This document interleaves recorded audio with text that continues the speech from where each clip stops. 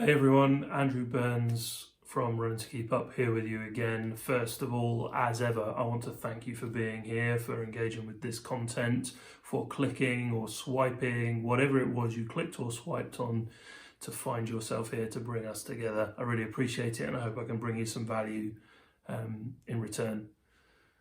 So today I want to talk about the 2-minute rule.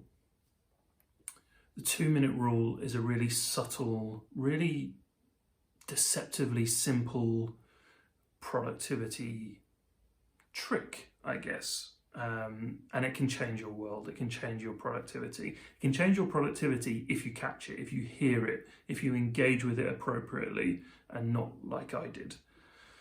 Let me tell you a little bit about that.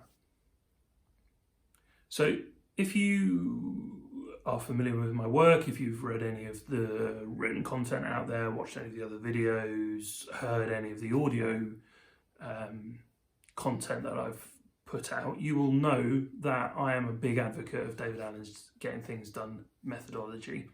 I've been practicing it in one way or another for the last 15 years. It came into my world when I was a young father of young children, with my career was beginning to take off. I was taking on ever more responsibility. I felt like I was drowning, and GTD, getting things done, was the lifeline.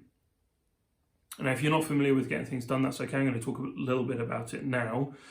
But once I've done that, what I would recommend is that you get yourself over to Amazon and order yourself a copy of the book. It's going to change your world. So getting things done, GTD, is about getting your commitments, getting your to-dos, getting your next actions out of your head. They all need to go onto lists. Everything has to be out of your head. Everything has to go onto a list. The reason that it has to be everything is that if you hold anything back, if you try to hold on to anything in your brain, what your brain thinks to itself is that it can't trust the lists, and therefore it's going to try to take back the role of remembering everything in your world that you have to do.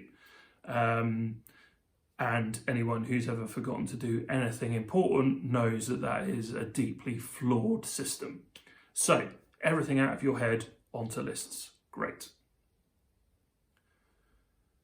What that means now is that anything new that comes into your world has to be processed onto those lists as well. So an email arrives in your inbox, there's a task for you to do hidden in that email, you've got to drag that task out, put it on your list. Great, you've got this. Your mum texts you to remind you that it's Harriet's birthday, and so buy a card for Harriet and get it in the post. Goes onto your list. You're like Teflon.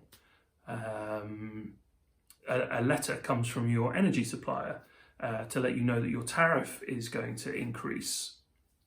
So search for new energy supplier, goes onto your lists. You're amazing, you're in control, you're skipping through a meadow picking wildflowers.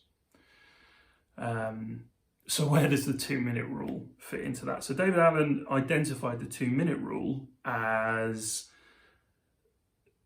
the efficiency factor, I guess, really. So he suggested that putting something onto your lists and retrieving it afterwards when you're ready to do it took about 2 minutes. So if the task in hand is going to take less than 2 minutes, just do it now, because it's much more efficient than put it onto your list and getting it back out later. Makes sense, makes perfect sense. I completely missed it. The thing to remember is, with all of that Teflon coated meadow skipping, wildflower picking, you didn't actually do anything. The danger is that it can feel like a win though. Everything you add to your list feels like a win. Something arrives in your world, you identify a next action to do, you add it to your list, win, you didn't do anything.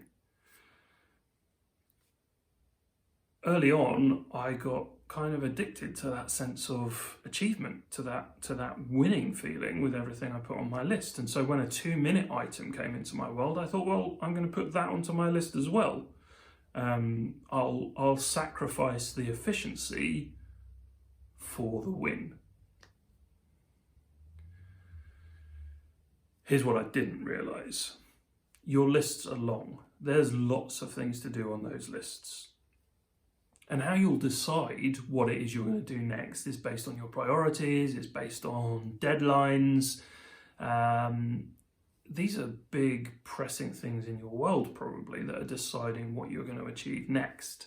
So the 2-minute things get pushed to one side because they're probably unimportant.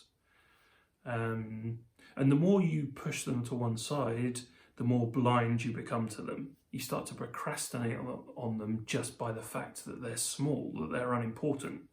This is a kind of procrastination, runt procrastination, if you like. They're the runts of the litter, and therefore they get ignored, and you really do go blind to them.